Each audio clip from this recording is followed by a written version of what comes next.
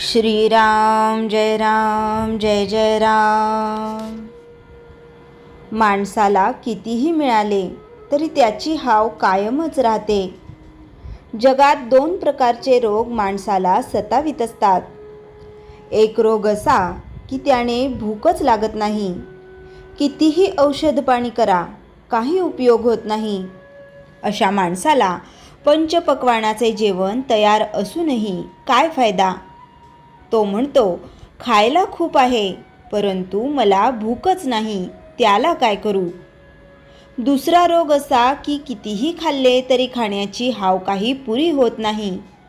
काहीही खा, त्याचे भस्म होते. तद्वत आपले आहे. मात्र आपल्याला एकच रोग नसून दोन्ही रोग आहेत. इतका परमार्थाचा हाट भरला आहे.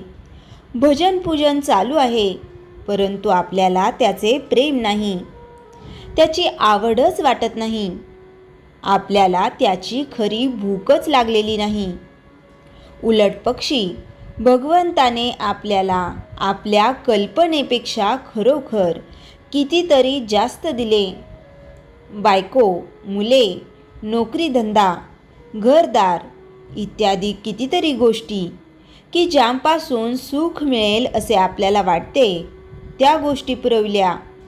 पण अजून आपली हाव या सर्वांना पुरून या सर्वांचे भस्म करून कायमच आहे आणि परमेश्वराचे प्रेम मात्र काही लागत नाही.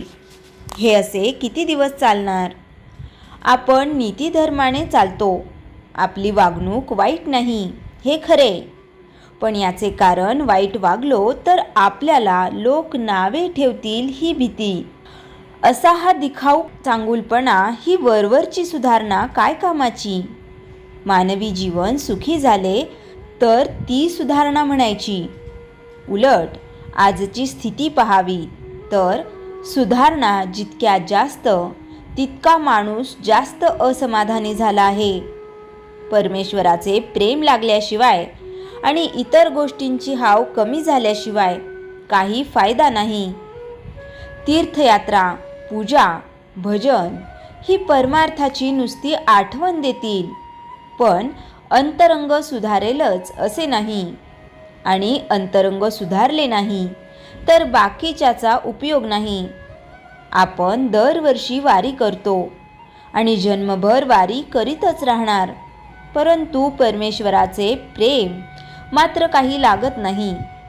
खरोखर मनुष्याला किती असले म्हणजे पुरे होईल हे ठरलेले नाही. आहे त्या परिस्थितीमध्ये समाधान मानले की जे आहे ते पुरेल. परमार्थ समजून जो त्याचे आचरण करील त्याला तो लवकर साधेल. अशा माणसाला प्रपंच सोडून जाण्याचे कारण उरणार नाही. मनात भगवंताचे प्रेम नसले तरी देहाने म्हणजे बाहेरून त्याची पूजा अर्चा करावी आणि त्याचे नामस्मरण करावे. पहिल्याने स्मरण बळजबरीने करावे लागेल, पण सवयीने ते तोंडात बसेल. याच स्मरणाने पुढे ध्यास लागेल. मी पूर्वीचा नाही, आता मी भगवंताचा आहे असे वाटणे जरूर आहे. श्रीराम जय राम जय जय राम. चैतन्यवाणी. ज्याची हाव म्हणजे वासना पुरी झाली नाही तो आशेवर अवलंबून असतो. या कारणाने त्याला समाधान मिळत नाही. श्रीराम जय राम जय जय राम. श्रीराम समर्थ. दासबोध समास 7 दशक 1. या दशकाचा मुख्य विषय आहे स्वतःचे खरे स्वरूप ओळखणे, आत्मचिंतन आणि आत्मज्ञानाची सुरुवात. 1. मी कोण. हा मूलभूत प्रश्न समर्थ सुरुवातीलाच आपल्याला एक प्रश्न विचारायला लावतात. मी देह आहे का, मी मन आहे का, की मी काही वेगळे आहे. बहुतेक लोक मी देह आहे असेच मानतात. अज्ञानाचे मूळ आहे. 2. देह आणि आत्मा यातील फरक. देह जन्माला येतो, वाढतो, आजारी पडतो आणि शेवटी नष्ट होतो. पण आत्मा जन्मरहित आहे, नाशरहित आहे, शाश्वत आहे. म्हणून मी देह आहे असे मानणे चुकीचे आहे. खरे मी म्हणजे आत्मा आहे. 3. एक उदाहरण. एका माणसाने नवीन कपडे घातले. काही दिवसांनी ते कपडे जुने झाले, फाटले. पण तो माणूस बदलला का? नाही, कपडे बदलले, पण तो तोच राहिला. तसेच देह हा कपड्यासारखा आहे आणि आत्मा हा खरा मी आहे. 4. अज्ञानामुळे होणारे बंधन.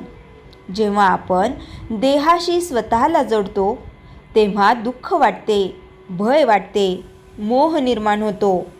माझे आणि मी या भावनेतून बंधन तयार होते. 5. आत्मज्ञानाचे महत्त्व.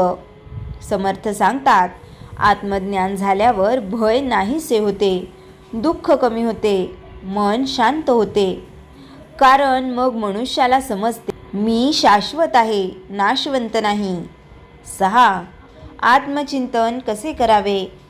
स्वतःला रोज विचारावे, मी खरोखर कोण आहे, माझे खरे स्वरूप काय आहे, मी देहापुरता मर्यादित आहे का? हा विचार हळूहळू अंतर्मुख करतो. 7. संतांचा अनुभव. समर्थ रामदास स्वामी आणि इतर संतांनी आत्मज्ञानाचा अनुभव घेतला, म्हणून ते निर्भय आणि शांत होते. त्यांना संसाराच्या बदलांचा परिणाम होत नव्हता. 8. एक साधी गोष्ट. एक मुलगा आरशात स्वतःचा चेहरा पाहत होता. त्याला वाटले, हा मी आहे. पण आरसा फुटला तर तो नष्ट होतो का? नाही. तसेच देह आरसा बदलतो, पण आत्मा खरा मी कायम असतो. 9. अंतिम सार. समाज 7 दशक 1 आपल्याला सांगते, मी देह नाही हे समजून घ्या, आत्मचिंतन करा, अज्ञान दूर करा आणि आत्मज्ञानाचा मार्ग स्वीकारा. असे जीवन जगणारा मनुष्य भीती आणि दुःखातून मुक्त होतो. श्रीराम समर्थ. दासबोध. समाज 7 दशक 2. या दशकाचा मुख्य विषय आहे माया आणि तिचे भुलवणारे स्वरूप ओळखणे. 1. माया म्हणजे काय? माया म्हणजे जे दिसते पण खरे नसते, जे मनाला आकर्षित करते पण स्थिर नाही, जे सत्यापासून दूर नेते. आपण जे जग पाहतो, अनुभवतो ते सर्व मायेच्या अधीन आहे. समर्थ सांगतात, माया अत्यंत सूक्ष्म आहे, ती सहज ओळखता येत नाही. 2. मायेचे जाळे. माया मनुष्याला कशात अडकवते? धनाचा मोह, मान सन्मानाची इच्छा, इंद्रियांचे सुख, माझे पण हे सर्व मायेचे जाळे आहे. मनुष्य या जाळ्यात अडकतो आणि स्वतःचे खरे स्वरूप विसरतो. 3. एक उदाहरण. एका माणसाला स्वप्न पडले की तो राजा झाला आहे. त्याच्याकडे मोठे राज्य, संपत्ती, मान सन्मान. पण अचानक तो जागा झाला आणि त्याला कळले हे सर्व खरे नव्हते. तसेच संसारातील अनेक गोष्टी स्वप्नासारख्या आहेत. त्या दिसतात पण कायमस्वरूपी नसतात. 4. मायेचा परिणाम. मायेच्या प्रभावामुळे मन अस्थिर होते, अपेक्षा वाढतात, दुःख निर्माण होते. मनुष्य बाहेरच्या गोष्टींमध्ये सुख शोधत राहतो, पण त्याला समाधान मिळत नाही. 5. विवेकाची गरज. मायेपासून वाचवण्यासाठी विवेक आवश्यक आहे. विवेक म्हणजे काय खरे आणि काय खोटे हे ओळखणे, काय कायमचे आणि काय क्षणिक आहे हे समजणे. समर्थ सांगतात, विवेक हा मायेपासून बाहेर पडण्याचा मार्ग आहे. 6. साधना आणि माया. माया दूर करण्यासाठी नामस्मरण, ध्यान, सत्संग, शास्त्रविचार या गोष्टी अत्यंत आवश्यक आहेत. या साधनेमुळे मन स्थिर होते आणि मायेचा प्रभाव कमी होतो.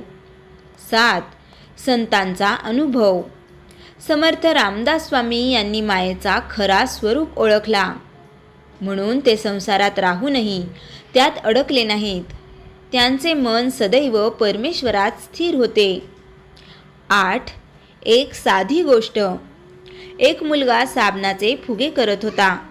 फुगे रंगीत दिसत होते, सुंदर दिसत होते, पण काही क्षणातच ते फुटले. तसेच मायेचे सुख आकर्षक असते, पण टिकणारे नसते. 9. अंतिम सार. समास 7 दशक 2 आपल्याला सांगते, माया ओळखा, तिच्या आकर्षणात अडकू नका, विवेक जागृत ठेवा आणि साधनेचा आधार घ्या. असे जीवन जगणारा मनुष्य सत्याच्या जवळ जातो आणि शांतता अनुभवतो. श्रीराम समर्थ. श्रीराम जय राम जय जय राम. जयाच्या जनी जन्मनामार्थ झाला, जयाने सदा वासनामात केला. जयाच्या मुखी सर्वदा नाम कीर्ती, नमस्कार तया ब्रह्मचैतन्यमूर्ती. श्रीराम जय जय राम. जानकी जीवन स्मरण जय जय राम.